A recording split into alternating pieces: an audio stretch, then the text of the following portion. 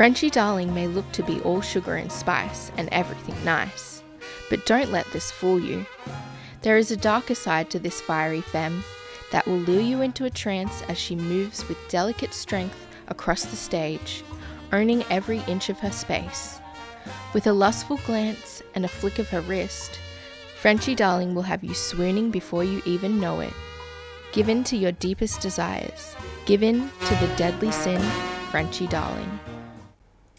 Welcome back to the Burlesque Bulletin podcast. I'm your hostess with mostess, Honey Holloway, and today we are here with a very special guest, Frenchie Darling.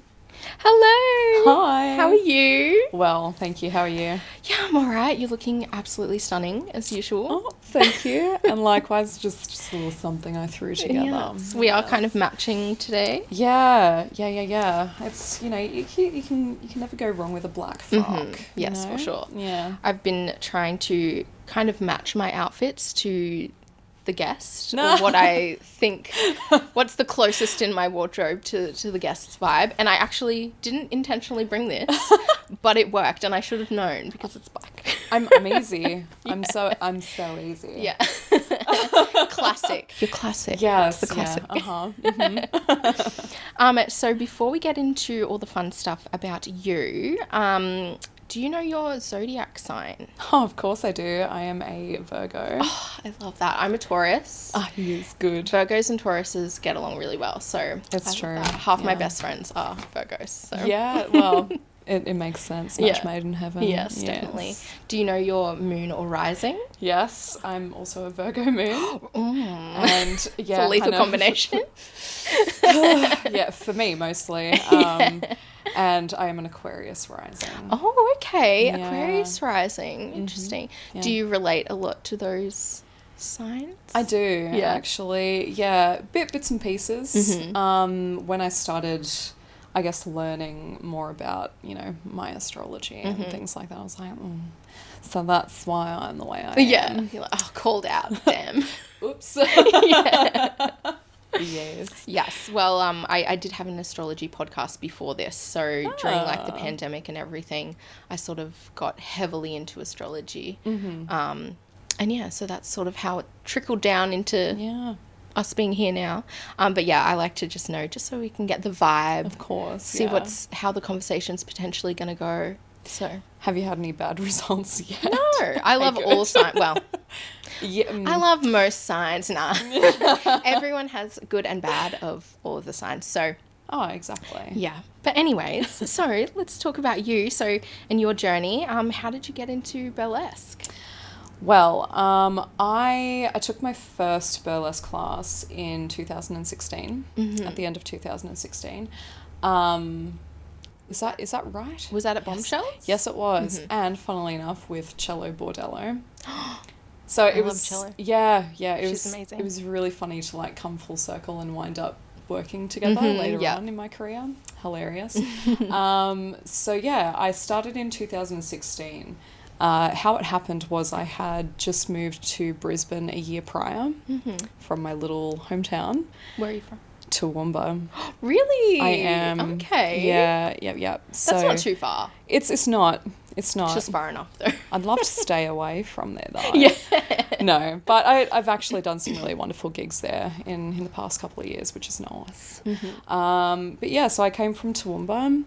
I did all sorts of things through my childhood and teens, like performing through school. So I mostly did ballet and contemporary dance, dabbled in musical theatre, and then randomly opera.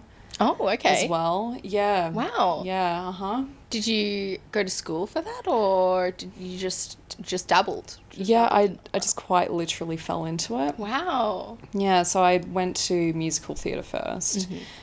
Did a few musicals. Then I was the vocalist of a jazz band as a teen. Oh, okay. Yeah, cool. yeah. And then I have what I like to call the autistic audacity. Oh, okay. I was like, but once I discovered, this is what I want to do. This is what I love, right? I'd just go for it. Because I was like, why not? Yeah. It makes love perfect sense to me. Yep. So yeah, I saw that auditions were open. Opera Queensland decided to do like a regional project. And yeah, I found myself in their chorus on 2 occasions. Wow. Yeah. Must be pretty good then. Maybe was. I didn't keep it up, which is a shame. Yeah, because I loved it. But yeah, after that, moved here. Had to kind of knuckle down on finances a little bit because moving is expensive, and I was working a really shitty retail job. That's what got me here. I know what that's like. yeah, we all know what that's like. Yeah. So did that, and then I got to a point where I was like, okay, I think I'm ready to get back into performing and dancing, and I actually did an open class. At a ballet school, and I went there, and I didn't hate dancing, I just hated the environment. Yeah. I was like, this is not... Ballets are very tricky, to say the least, environment. It can be terrible. Absolutely terrible. Most people have had terrible experiences. Thankfully, where I was in Toowoomba, I didn't have a really negative experience. It was really good because it was a small school. Yeah. So it was really, really good. So then when I went to this open class, I just looked around and I thought, I don't feel at home here. This doesn't make me feel good. Yeah. So I was really down about it, and I did eventually think to myself, well, I can't just never dance again. It's my thing that I do. So I got thinking, did some soul searching, all that fun stuff, and I thought, hang on a second, I'm old enough to try burlesque. So did you know what burlesque was before you... Yes. Yeah, okay. Thankfully not due to the movie Burlesque. Yep. Yeah, no, I did know what burlesque was, because I loved pin-up culture and things like that. It's just one of those, it's a pipeline, right? Definitely, yep. Yeah, so I thought, well, I'm going to start Googling and see what I fall on, and in the end, I did wind up going to Bombshell Burlesque. Yeah. And the rest is history, really. Yes, as they say, yes. Awesome. So did you do many classes at Bombshells before you did like a solo, or you did like lots of group performances and everything? Yep. So I think, gosh, when did I debut? So I started in October of 2016, and by June 2018 I had become a soloist. I had debuted. So it was a year and a half or something like that. Okay. Something like that. Yeah. So I did a lot of group classes there. And I continued to do group classes after becoming a soloist as well. Yeah, it was great. Love that. In Metro Arts, back in the day on Edward Street. Oh my God, I used to go to the shows there at Metro. Yeah. Good I times, actually good loved times. it there. It was a really good venue. It was. And I loved it. So can you describe Frenchie Darling in 5 words? I'm keep on thinking of all these hyphenated words or 2 words. Just chuck them in together for some extra. I would say sultry, silly. It's harder than you think. I've forgotten every word I've ever learned. What do we got? Sultry, silly. Let's chuck in a hyphenated one. Old school. Oh, nice. With a K. Yeah. Old school. Old school. Yeah. Old school. Tantalizing. Ooh. And just fun. Yeah. That's a good combination. I think so. You've got a mixed bag of a few little things there. Yeah, for sure. So how did you choose your stage name? Oh, okay. So I've been Frenchie since I was a toddler. Oh, okay. Yeah. So. And how did that come about? Is that a nickname? It is. Yeah. Yeah. So my Auntie Lee, she probably won't listen to this, but hi Auntie Lee. She gave me the nickname when I was little. Okay. Because kids pick up silly things, right? I had picked up the phrase "ooh la la." I love that. And when I had seen anything that I perceived to be fancy, because and I haven't changed one bit, I like my little fancies. So whenever I would see something that I perceived to be fancy, I'd see it and go, ooh la la. And so, yeah, they started calling me Frenchie. Nice. Yeah. I thought maybe it was like from Greece, you know, Frenchie. I do get that a lot. Yeah. Yeah. But Which, that makes more sense. Cute. Yeah. Yeah, cute. I like that. I like vibe your with story better. Frenchie. Yeah, thank you. Thank you. Could you imagine if it was terrible?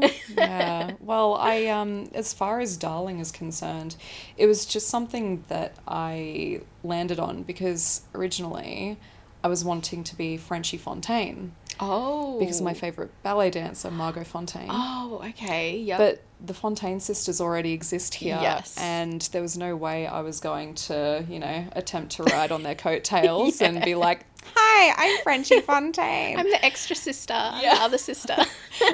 I'm the adopted sister they didn't want. But their parents got to save the marriage, Yeah, so I settled on Frenchie Darling. Mm-hmm. Yeah. Nice. Yeah. I love that name. It's Thank you. It's sort of like raunchy, but like sweet as well. It's like that combination. Yeah, well, I wanted something that I guess was flexible because I knew that, of course, over time your style does change. Yes. Yeah. Yeah, and you don't want to sort of put yourself too much into a box or something. Didn't want to pigeonhole myself. Yeah, for sure. So who's been some of your burlesque inspirations? Ooh, okay. Quite a few. So my first one would be Gingerly Valentine. Mm-hmm. Yeah.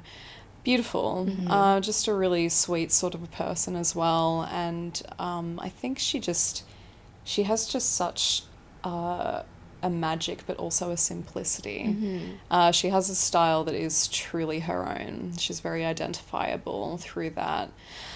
Other inspirations, got some local inspiration, Fortuna Maxima. Mm-hmm.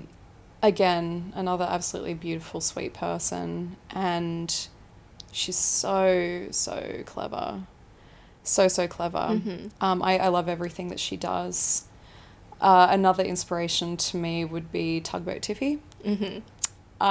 So their Invisible Striptease act. Oh, I haven't seen it. Oh my Invisible? God, Invisible Striptease. Oh my God. Okay. It is my favorite act that they have. Seriously, it's one of those acts that you see and you go, shit, why didn't I think of that first? Yeah. It's just genius. Absolutely genius. So I love what Tugboat does. Mm-hmm. And I guess like another inspiration as well would have to be Lilith Revere as well. We're such close friends, and she's quite a mentor to me now with sideshow. Mm-hmm. She's helped me with a lot of my sideshow skills. So yeah, she's a constant source of inspiration. So it's really beautiful to be able to look up to these people and have them as friends as well. I think that's a really special thing. And learn so much from them as well. Yeah, completely. So you touched on sideshow. So how did you get into sideshow? Was it after burlesque? Yeah. Mm-hmm, it was. I had always been attracted to sideshow. I just needed to find somewhere to start. And Fire was where I started. Fire was what I decided that I wanted to do. So it was after my solo debut in 2018.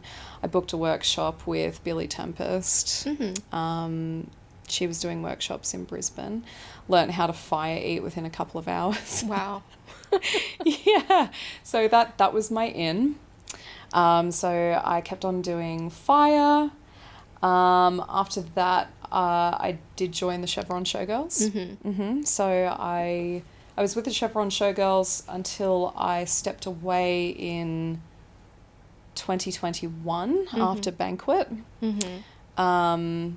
So yeah, after that, I guess before I left, I got into Human Blockhead. What is that? That's hammering nails into my nose. Oh, of course. Yeah, yes. Just yeah, it really clears the sinuses. Yeah. So got onto Human Blockhead. After that, became quite close with Frankie Fellon as well. Yeah. Another fantastic sideshow connection. She also helped me out with my fire, learned how to glass walk, and very recently Lilith taught me bed of nails. Yep. You got all the things now. Yeah. I've got a nice little collective of things. So yeah. And balloon swallowing, but I feel like that's I know that that's classified as sideshow, but it's such a gag. You know? It's funny, literally. Yeah, it can be. Yeah, wrong hole vibes. So what's your creative process? Do you usually like start with a song or a concept? How does that work for you? Or does it change? It kind of changes a little bit. It mostly happens with a song. Mm-hmm. I struggle to do it any other way. Mm-hmm. I have tried coming up with an act before the music comes along, and it's painful. It's so painful. It's never quite right. Like, no. It just, because I feel like unless you find exactly what you need just by a stroke of luck, you're just forever searching, and then it's just this concept that lives on the back of the shelf in the back of my head. It's usually music that comes first, which is wonderful. I mean, music in itself is obviously so inspirational. It can set a mood. It can invoke a lot of different emotions. So it's usually always the music that comes first. Even with my solo debut, like I knew what song I wanted to use a year before I debuted. Oh, wow. Yeah. What was the song? Sing, Sing, Sing. Oh, yes. Yeah. And I found that because it was actually featured on a Simpsons episode. Oh, really? Yeah. And I'm a very big Simpsons fan. Okay, yep. Yeah, so I remember sitting there, like, just, it was in the background, and the song came on, and I was like, that's what I'm going to do my solo debut. Oh my God, amazing. Yeah. So what does a normal day look like for you? I guess it depends on the day, doesn't it? Yeah. I do have a day job. Mm-hmm. Full time. Yeah, full time. I went back full time. So by day, I work corporate. Mm-hmm. If I'm doing that, normally like I come home and I just do nothing much. Yep. I'm a one activity a day kind of a person. Otherwise it's just too much. I'm always so curious how people have 9 to 5s and then do their creative pursuits on the side. I'm like, how? Yeah. How? It's exhausting. Like when I did go back full time, I did take a bit of a step back from performing. Yeah. Like not to the same capacity, I guess. It was just a gig every once in a while. But when I'm not working my ass off at my 9 to 5, usually on the weekend, I prioritize relaxation. Sometimes that's quite literally just attempting to do nothing, or it's rhinestoning, or coming up with some sort of new act concept that I can pick up later. I think my way of unwinding in my spare time is kind of crafting. I'm constantly thinking. Yeah. It's a real problem. So annoying. I know. I wish that I could just take my brain out, just put it to the side. I feel that. It doesn't happen, which is good. That kills people, evidently. Yes. So what's some other hobbies that you like to do outside burlesque? If you have time for any hobbies. It's funny that you should ask, right? Because I've been reflecting on the whole hobbies thing for the past few months, because I had realised that a lot of things that I really like to do, I monetize. Yes. Yeah. So I guess that's a little bit hard. It kind of removes the fun. Correct. Yeah. It does. Yeah. It does. That's why my wig business closed within it was a full year, maybe a year and a month if you want to get technical, of having the wig business open, is because I flogged the shit out of the business. It did really, really well. I was so glad to close it while I was on a high note. That was a triumph. But yeah, like wig styling was a hobby that I monetized. Yeah. So now it's just I guess enjoying food, especially. Yeah, I try and socialize. Yeah, my hobbies consist of eating, socializing, and crafting. Nice. So, like furniture renovation. Oh, okay. Yeah. Recently did up a chest of drawers, and now I never want to do it again. Oh, literally. Hell. It always seems like the funnest thing until you do it, and you're like, why have I done this? Why do people do this all the time? Like, I know. Well, because you're thinking of the end result, right? Exactly. Like, it's going to look amazing. But... Oh, yeah. Absolutely, right? But, so I'm crafting, eating, socializing, napping. Napping. Oh, that's my favorite thing to do. Yeah, I love a good nap. Yeah. Do you have a pre-show routine or any rituals? Yeah, I do. So I really try to enjoy the process of getting ready. That's like my quiet time with myself to enjoy, because I guess my makeup it's day wear appropriate. It is. Fancy day wear. Fancy day wear. So yeah, I really like to take my time getting ready. I allow myself 2 hours to do my stage face just in case. Like it usually never takes that long, but who knows what could go wrong, and then you get stressed. Exactly.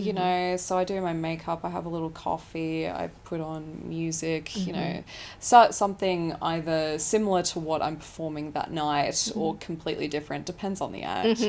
And that's my little getting ready ritual. But before I go on stage, I like quiet time. I have to be by myself before I go on stage. Are you thinking about the act, or are you thinking just chill out? Like, what do you think? I give myself a pep talk. Okay, that's good. Like, I'm fantastic. Yeah, just gassing myself up, because obviously there's a reason why I was booked, right?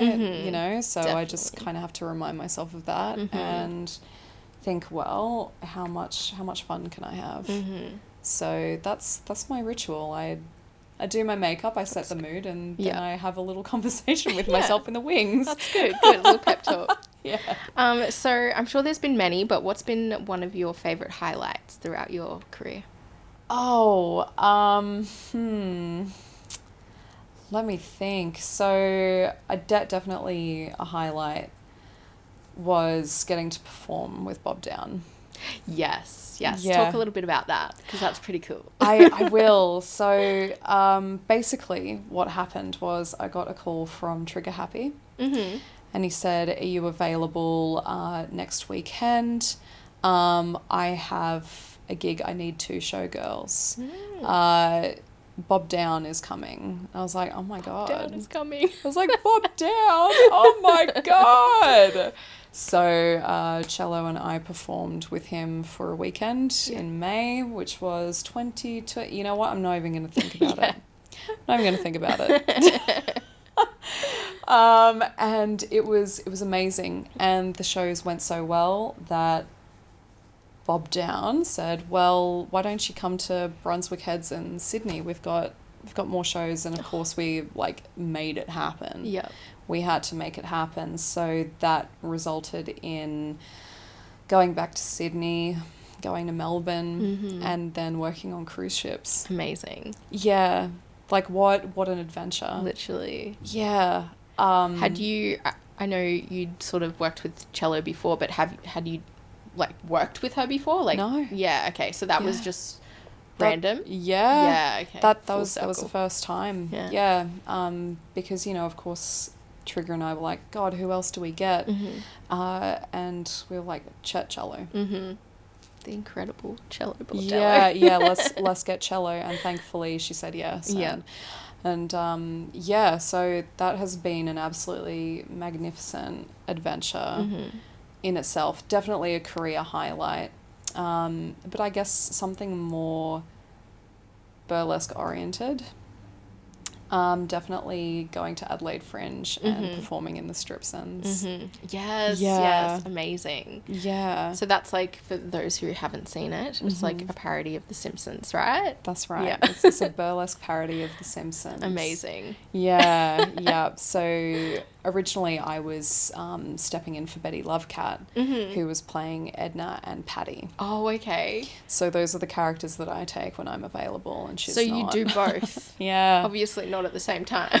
Nori. That would be a bit hard. Yeah. It'd be a little challenging. Yeah. But so Edna and Patty, both really excellent characters. Yep. And we did Wynnum Fringe a couple of weeks ago and did the Stripsons, and I got to perform in a Spiegel tent again. Oh, cool. Yeah, which was, it's so beautiful. Like I'm really big on my history, and so it was really beautiful to be able to be back in the Spiegel tent and doing a really fun show with a lot of people that I love and have a profound amount of respect for. Yeah. Amazing. So what's been some of the maybe not so great times, or some malfunctions, embarrassing moments? Oh man. Oh geez. Well, you know what, funnily enough, the P&O cruises. That was one of my questions I was going to ask before. Had you been on a cruise at all before? No.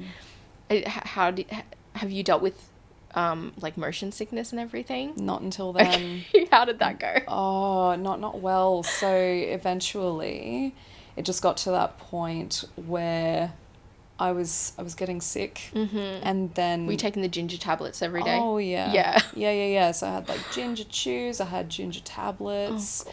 Oh, God. It got to the point where on one of the cruises we actually had to consult the onboard doctor to get some Zofran. Oh, my God. Yeah, on one occasion, and then of course we came back to dry land and had to go to the doctor, get some Sturmatel, all that fun stuff, but my body just couldn't cope with the stress.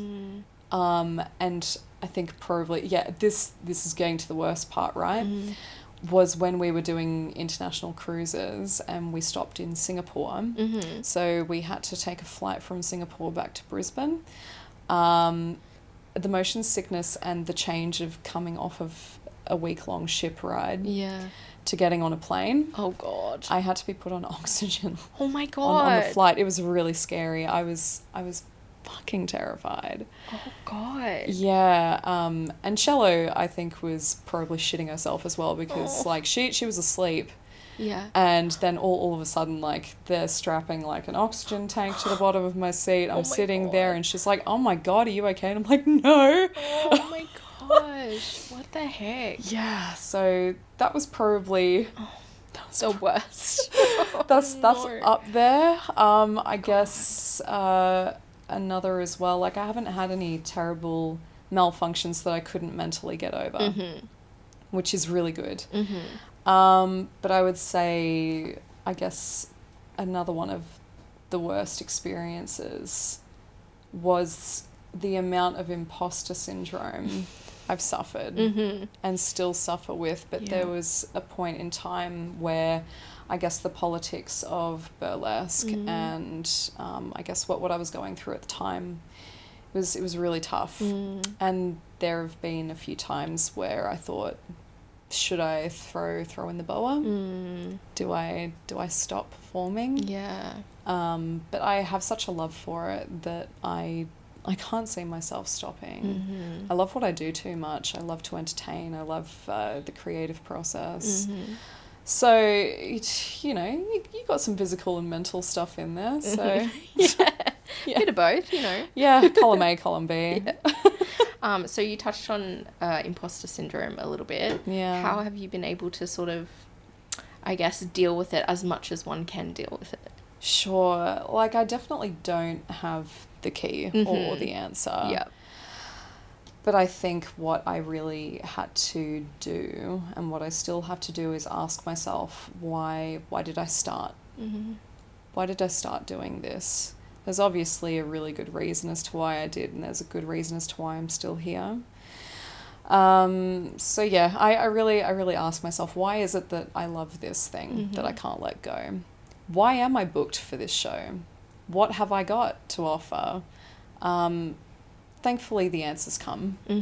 Yeah. That little pep talk in your head still going. Yeah, exactly, right? And I think it's really all about, I guess my motive as a performer is not to just have fun, but I love to entertain my audience. I like taking them away from their life. Yeah. Giving them like 5 minutes of fun. 5 minutes of glamour, 5 minutes of sex on legs. That's just what I love. So that's how I overcome it in the moment, I guess. And I guess sometimes there have been occasions where I've just had to say, you know what, I need a break. Yes. Yeah. Yeah, I need a break to come back to that source of inspiration and remember why I'm here. Definitely. Yeah. So I think it's so easy to burn out as well when you just go. Yeah. Yeah. Exactly. Got to be kind to yourself. Oh, yeah, absolutely. Because, you know, sure, there's some lovely people out there, but who else is going to do it? Yeah. You got to be kind to yourself first, especially in order to give it to others. You can find yourself becoming really bitter because of the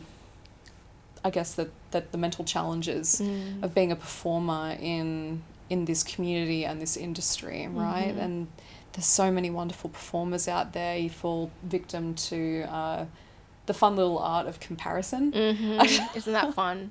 And with Instagram, it's just like on steroids. It's a whole new level. I know, yeah, which like I respect that so many performers have a really professional platform, but I do try my best to be candid on my platform, because I would hate for someone to think her life is always fun, it's perfect, she's great. Yep. It's not. Instagram versus reality. It's good to have that reality on there sometimes so people know that it isn't all glitz and glamour and perfect and it looks like it, but it's not that. Oh, no. What's something that surprised you since starting burlesque? Oh, something that has surprised me since starting burlesque. Okay.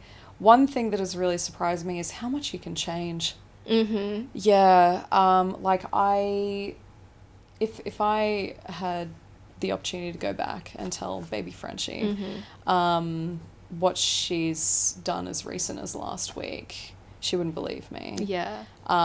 She would probably be like, okay, that sounds stupid. Okay. Or that sounds really fun. Yeah. I think how much you can change and how much you can grow, that is surprising. But also, and I guess, and which I think is really important to acknowledge, is how much work there is still left to be done in the burlesque community. Never ending. You know, like I know that every niche community, it has its own politics. There are things that we could be doing better.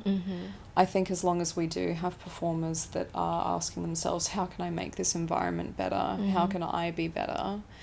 Thankfully, with that mindset, it can invoke some really positive change. But it's always a work in progress. I think that's probably the thing that shocked me the most after becoming a soloist. Because, you know, you have these sparkly rose-coloured glasses on, right? I remember how I felt when I first started burlesque. I miss that.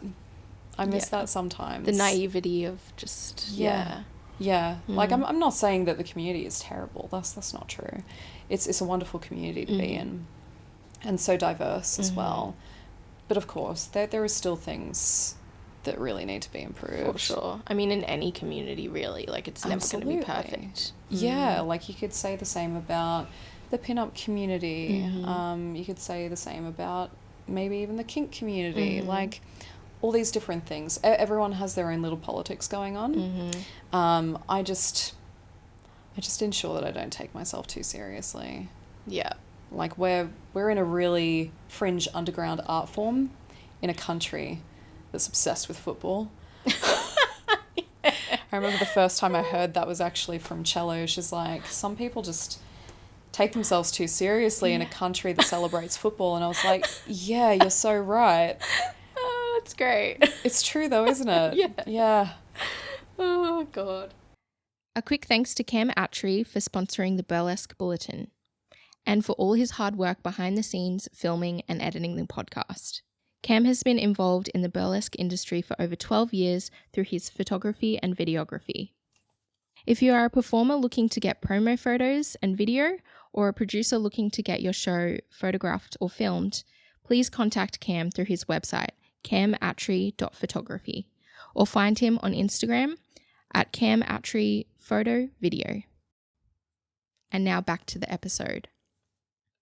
So what's been one of the hardest challenges that you've had to overcome?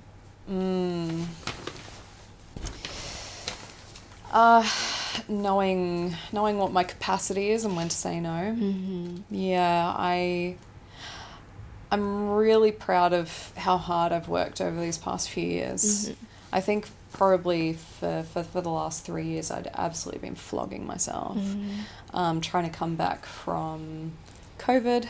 Even before COVID, was just still trying to get myself out there, get the exposure that I needed, help out in my community. But yeah, the hardest thing was learning to say no. And I've had to practice that a lot in these past 6 months. Yeah. You know, learning boundaries, what my own boundaries are. I would say it's definitely that, because I had a bad habit of saying yes to everything because I thought, wow, what an honor and a privilege. Yes. They've thought of me, so I have to say yes. Like this is truly an honor.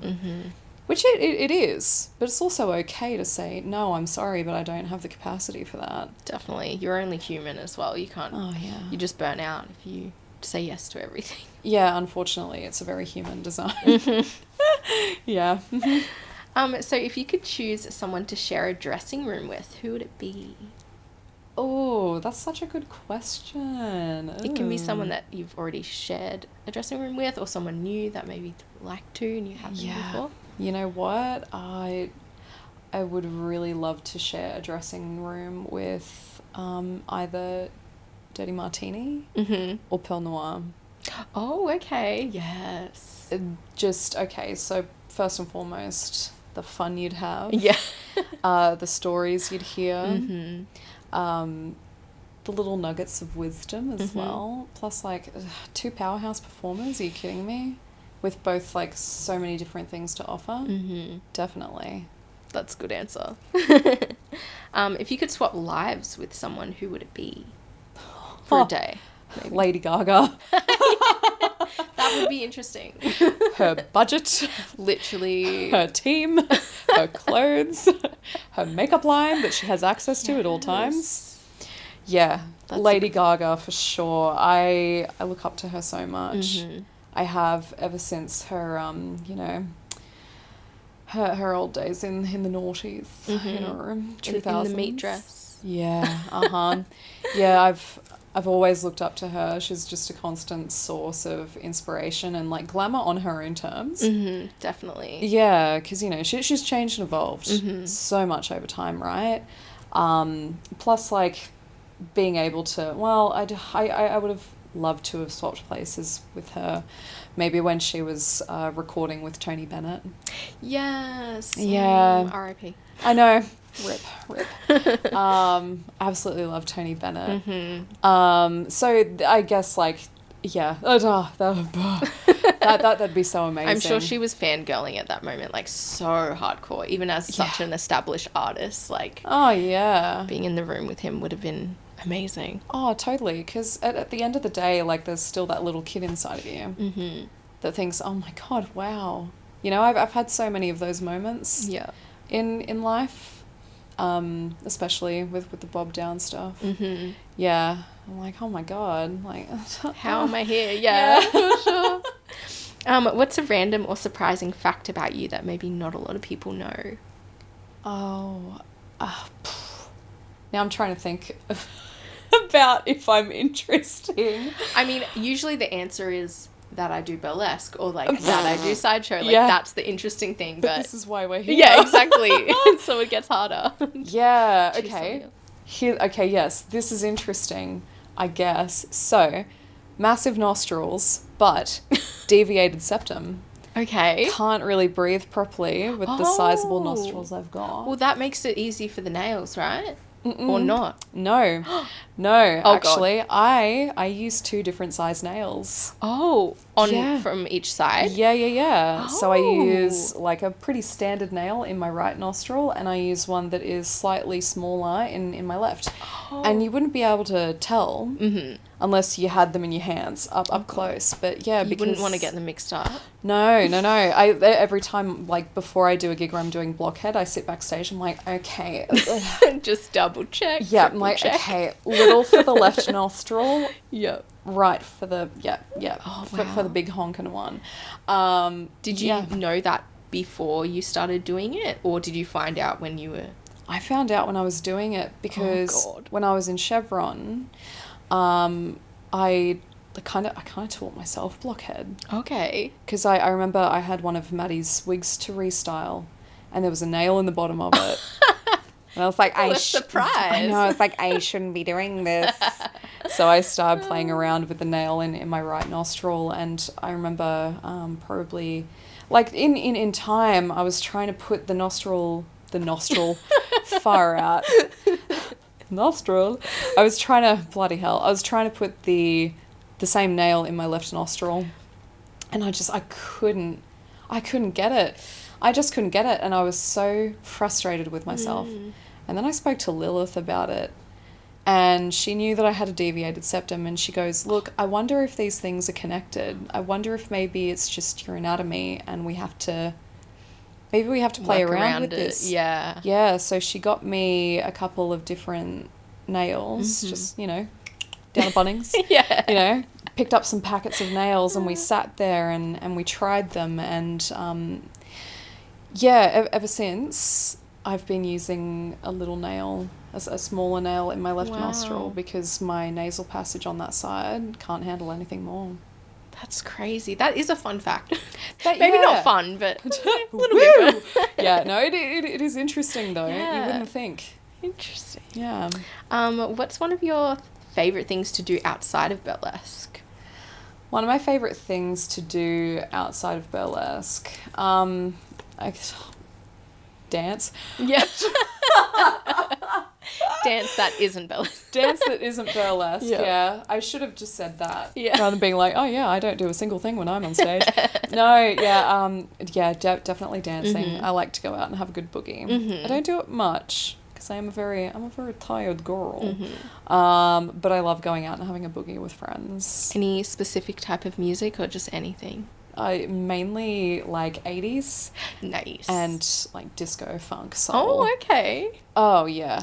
My favourite. So, some of my favourite genres. Yeah, for sure. Love that. What's your go-to cocktail?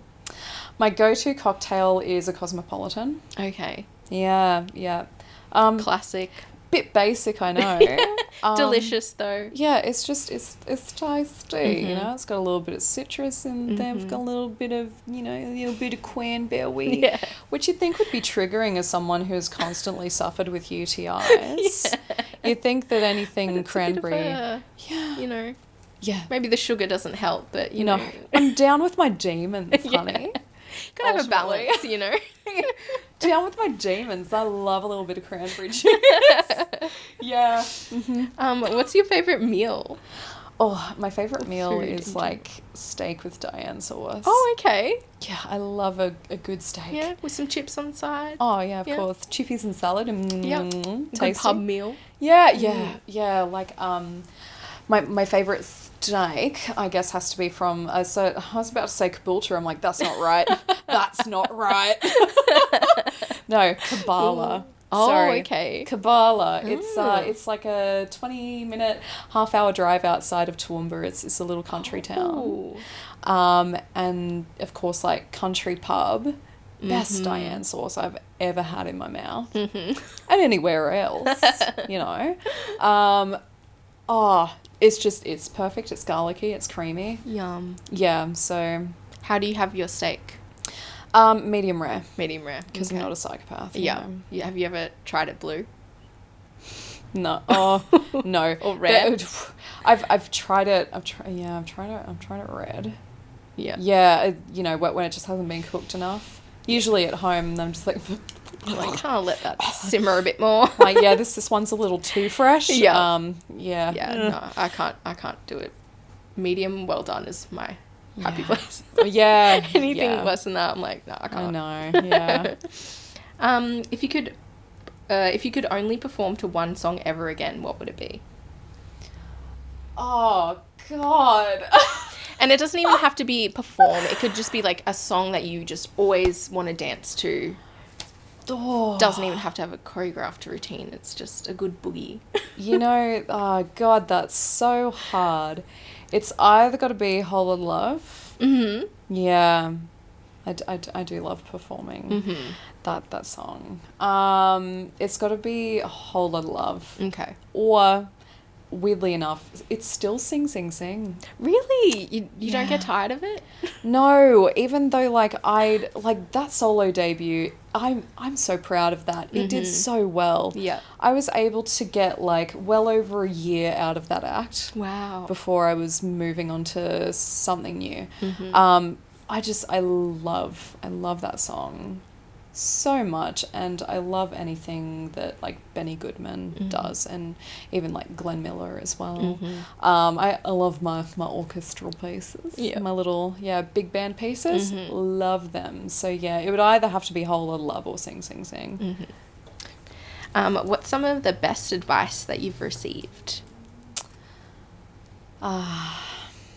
Some of the cello keeps coming up. Yeah. It's not even on purpose. We've just evidently we've just spent a lot of time together. Yeah, that's especially fair. In recent years. Yeah. It was actually before my solo debut. I was standing backstage and I was a little bit nervous, and she passed on a nugget of wisdom that one of her circus friends passed to her. And he said, before I get on stage, I ask myself, how much fun can you have? Oh, that's nice. Yeah, and it has stuck with me ever since. And every time I'm about to go on stage, I stand there and I ask myself, how much fun can I have? I love that. That sort of turns the nerves to excitement. It does, right? You're just ready to have a good time. Yeah, because it's the same energy. Ultimately, you just kind of have to learn how to switch it over. And yeah, I remember her saying that, and before I went out for my solo debut, I smiled and I asked myself, how much fun can I have? And I proceeded to have the most fun I had ever had in my life. Oh, yeah, I love that. And I think it's evident in the video footage and the photos as well. Yeah. Just the smile is so sincere, which is hilarious when you're talking about showgirls. As sincere as a smile on a showgirl's face. Yeah, so sometimes I think you can tell when someone's really having fun versus yes, I am having fun. This is a great time. Totally. And I think we've all done gigs where we've been oh God, shit, today is a chore. Yeah. Because it's a hard work. One. Ultimately, this is work. It just looks really fun to the audience I'm entertaining. And it is really fun. Yeah. It is really fun, but sometimes it is work. And everyone has their bad days as well, where they're just just nothing don't want to do it today. Yeah. Yeah, exactly. So, yep. Well, we kind of touched on this before, but if you could travel back in time and talk to yourself, what else would you say when you started burlesque? Oh gosh. So traveling back in time to when I first started? Yes. Okay. I would tell myself that people are going to love you for who you genuinely are. Yep. You don't have to pretend to be someone else. You don't have to try to be anything. You will be known for who you are. Your brand will not just be about your looks. It will be about how funny you are, how clever you are, and that will entertain people. Imposter syndrome. So you talked a little bit about how you go through that. Is there anything else that you can sort of touch on when it comes to imposter syndrome? Yeah, I think the imposter syndrome thing, right? It didn't just start when I got into burlesque. It's always been there. Oh yeah. Yeah. Can't beat it out of me. yeah, it's always been there. I think being a naturally anxious person as well, it doesn't help. It's kind of like it's the gateway. Yep. Being naturally anxious is the gateway to imposter syndrome, especially when, you know, like I said, you're in that community with so many other people. And like it's something that I still always struggle with. I don't think that it's something that you can perfect. I think it's just learning to live with it and overcome it when you really need to. Like when you really need to believe in yourself, because I guess at the end of the day, while you will have wonderful supporters, you'll even have fans, which is wild to me. I'm a fan. Yeah. Thank you so much. Well, yeah, right? Like I can... I remember the first time I found out that I had a fan in Adelaide. Oh, okay. Wow. And Interstate fan. Yeah. And I had never been to Adelaide. Oh, so just through social media and Yeah, stuff? yeah. And they were like, I'm such a huge fan. Can I please buy a print? And yeah, absolutely lovely like, man. I'm famous. I know, it's like, maybe it's just because I'm better than you. No, but in all seriousness, like it was so heartwarming. Like I had a fan, and yeah, I sent a print. I think it might have been an A3 or something like that, and he put it on his mantelpiece. Oh, that's so sweet. Yeah, so like just when you think that you ain't shit, Yeah. you have people out there that love what you do. They might not have even seen you perform in person, but they see the energy that you create on your social media, which again is absolutely why I am as authentic as possible. I think people gravitate towards that as well. Like you can kind of see when someone's putting on a face, and even though it's technically maybe their job or whatever, like when people are authentic and show their real selves, other people connect to that and they're like, oh, they are human. yeah. I'm all the better for it. As a person and a performer. Because we all know performers aren't people. We are. That was the joke. But yeah, like yeah, I think imposter syndrome is constantly the game of reminding yourself that you do have something special to offer. And while there is a large volume of burlesque performers out there in the world, you're out there and you're hired and celebrated for a reason, so act like it. Yeah. What's some of your biggest strengths when performing? My face. Yeah? My face. That's so interesting. Most people say the opposite, like that's their weakness, doing all the face movements and stuff. Yeah, my face is probably one of my strengths. I think my ability to connect with the audience. And I think that really came into play when I started emceeing. Oh, yes. Because you can't hide, baby. Oh, you're a great MC. Thank you. Amazing. I love it because I'm just truly myself. Yeah, like I'm a silly goose and a dork when I'm emceeing, but like I love it. I love being able to win the crowd over. But yeah, you can't hide when you're emceeing. You can't. You can try, but you'll lose. Yep. You'll lose the game that's happening between the stage and the audience. Yeah. I think my strength is probably my face and my audience engagement. Yeah. What about one of your weaknesses, or some of your weaknesses, if you have more than one? Yeah, I do. I think one of my weaknesses, and this is a common one, I move too fast. Oh, okay. I have to. Yeah, the art of slowing down is something that I've had to perfect. Yep. Over the years. I think it's hard sometimes because, especially with the music as well, you're like, I can't miss that beat. Like, you know, I can't miss that one. People are going to know when people don't actually know. Yeah. They don't bloody know. Yeah. Yeah, they have no idea. But yeah, I've always been a fast mover. Like, I think that's, like, and even with, I guess, some of my most recent acts, especially if we're talking about Mississippi Queevy, the first portion of that act, I have to slow right down because it's all about that grindhouse energy, right? Yeah. So learning how to slow down was really beneficial for that act, but I still have to think about it and really just slow down. Yeah.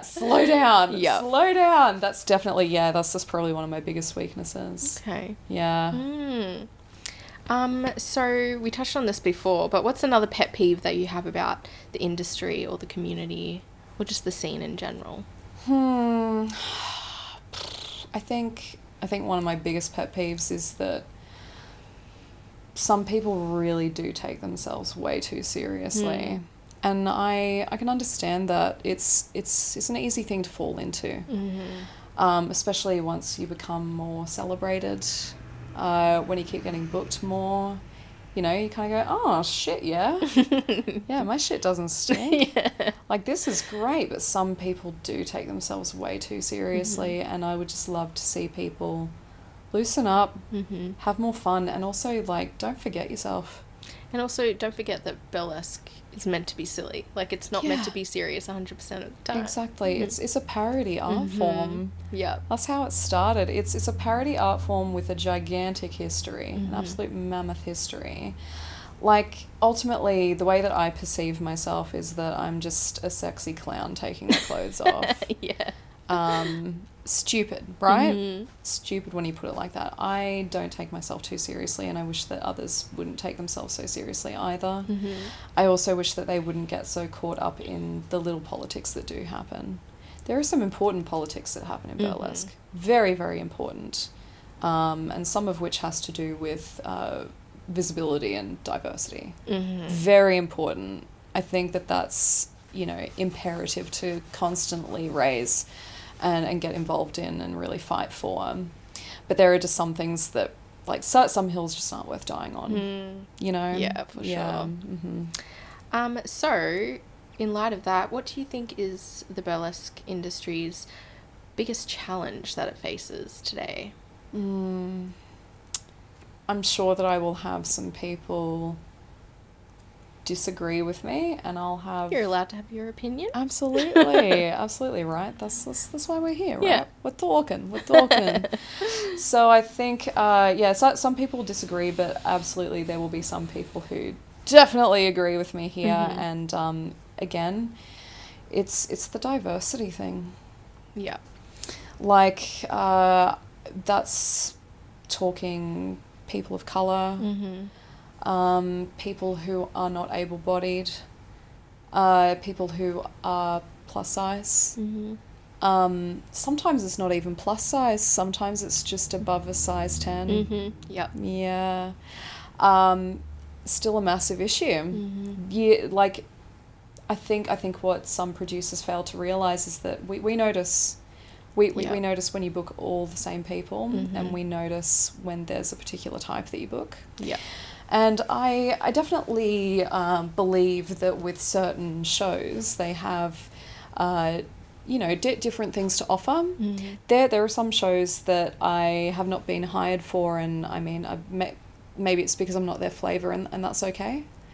That's all right. But when it comes to being a person of colour, someone who is not able-bodied, or someone who is plus size, maybe someone who is trans, maybe someone who is queer, that shouldn't come into why you hire a person. It's this really, really tricky thing. And I think that producers can sometimes tiptoe the line between tokenism as well. Yeah. Like, we've got one in there, and you're like, really, bro? I know. Yeah, what they think is inclusion is oftentimes it's motivated by tokenism. And it's shit, man. Yeah. It's shit. It's interesting when, we talk about burlesque is for everybody. Yes. But then we get into that sort of thing where it's like you're saying it is, but you're not showing that it is. Yeah. Especially when it comes to getting booked, Oh, yeah. Like, I've seen some shows interstate where everyone that they've ever had on the lineup is no larger than a size 12. Some producers have also said to other people that I know, other performers that I know, that at this time we're not going to hire people of a certain body size or body shape, which isn't that wild? Yeah. Crazy. I mean, I would kind of not understand, but I definitely do see it in the bigger productions. Yes. And you're like, yes. it is annoying and kind of gross that it's expected. That, yes. you know, you go to a bigger show and you're like, yes, okay, they're all blonde and white and skinny, and then you're like, oh wow, someone with black hair, crazy, like that's their diversity. Like, or like, and you're like, what? But especially smaller shows, yes, where you should be more aware, I guess, and like, I don't know, it's weird that we're still talking about it, that it's still, I know, yeah. And I think in that, if you're a producer that does that, you're doing a great disservice not only to your community but to your audience as well, because you're not showing them what authentic burlesque has to offer. Yeah. And people notice that as well, and they'll remember you as the person that only books white people, or only books, you know, skinny people. Yeah, exactly. Yeah, exactly. And I think when people come to shows, like, they want to see themselves on stage as well. And if they don't, they're like, oh, this isn't for me. Yeah. But when it could be for you.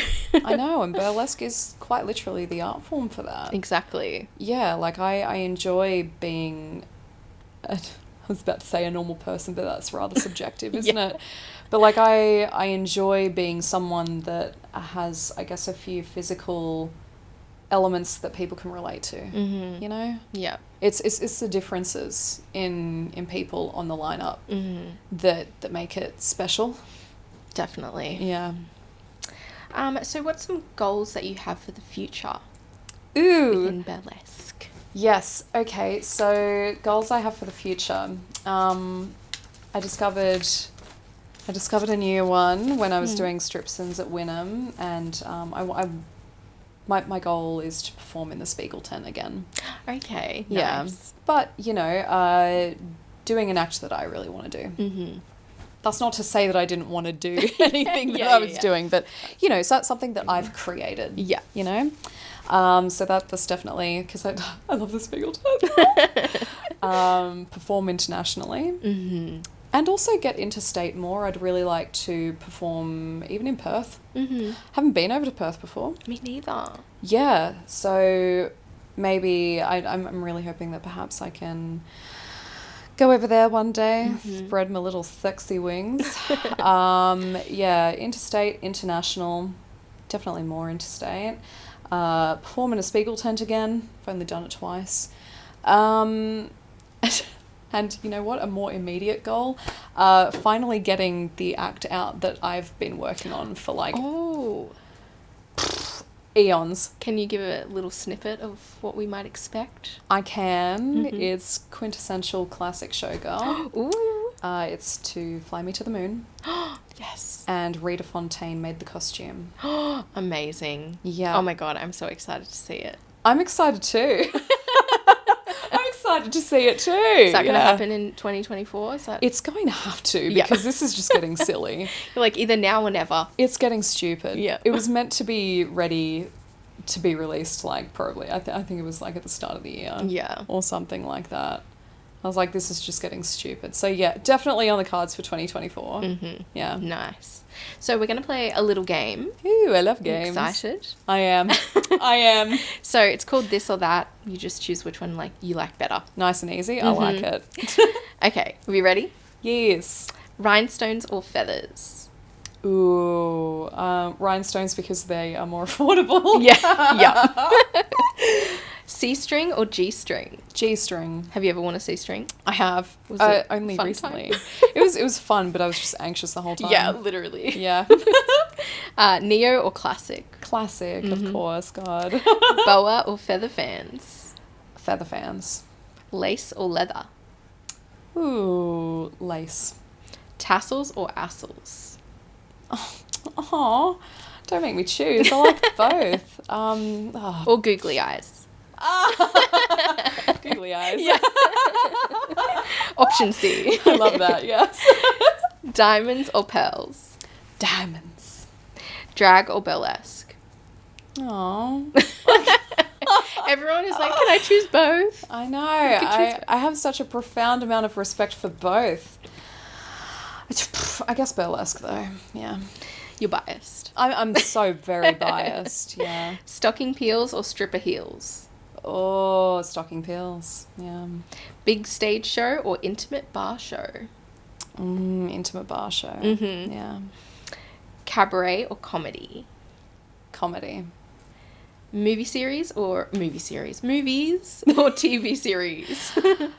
TV series. Are you watching anything at the moment? I just finished watching Scrublands. Oh, yeah, okay. I haven't seen that. It's good. It was good. It was alright. It was good. Okay. A very unlikely choice for Frenchie. Yeah, it's interesting. Yeah, it was good. It was good. Yes. Early bird or night owl? Night owl. Mm-hmm. Yeah. Sweet or savoury? Savoury. What's your favourite meal? Did we talk about this before? Yeah. It was a strike, but I guess that's right. Yeah. Savoury Anything things else? like I'm feral for a cob loaf. Mm-hmm. Yeah, I'll tongue punch the shit out of your cob loaf at a party. That's like a special occasion thing. I wish it was more like every day. Like I could go to a restaurant and just order one, but I haven't seen it. Yeah. It became that at home for a little while. Really? Well, yeah. Cause, Can you make your own? Yeah. Oh, yeah. Yeah. I can send the recipe. Okay. Yes. Thank you. Yeah. I mean, I don't know if I could be bothered to make it, but it's actually easier than you think. Really? Okay. Yeah, it takes. 'Cause I'm not a cook, so. No. Me neither. Yeah. I wish I was. It looks like fun and also very beneficial, but I'm not. But cob loaf, it takes about like 10-15 minutes. Oh my god. To like. Oh no, maybe I don't need to hear this. I'm just gonna eat it every day. I have my ways of making it convenient. Yeah. Halloween or Christmas? Halloween. Yeah. Yeah. Red or white wine? White wine. Cocktails or beer? Cocktails. Nice. Some easy choices in there for me. So where can people find you?